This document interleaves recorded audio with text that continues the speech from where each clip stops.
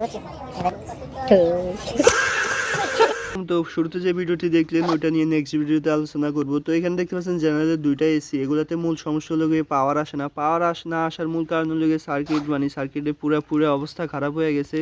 মানে এখানে কাস্টমার বাসায় হাই ভোল্টেজ হয়েছিল, এই কারণে সার্কিট তো ফুটছে পিছনে যে লাইনগুলো ছিল ওইগুলো পুরো উঠে গেছে। যদি ওইগুলো ভালোভাবে চেক করে আমি রিপেয়ার করে দিতেছি, আমি আমার মতো করে চেক করে ভালোভাবে যতটুকু সম্ভব হয়, মানে যত নেক্সট টাইম যাতে এই সমস্যাটা আবার রিপিট না হয়, কোনো টার্মিনাল ছুটে গেছে বা একটার সাথে একটা লেগে শর্ট হয়ে আবার নষ্ট হয়ে গেছে, এই সমস্যাটা যাতে না হয় ইনশাল্লাহ আমি ওইভাবে কাজগুলো করতেছিলাম। তো এখানে দেখতে পাচ্ছেন পাওয়ারটা সুন্দরভাবে আসছে, এভাবে দেখলাম যে সব ঠিক আছে। তারপর আমি 100% শিওর হওয়ার জন্য একটা এই মডেল সেম মডেলে ইনডোরে লাগিয়ে দেখতেছিলাম যে ঠিক আছে কিনা।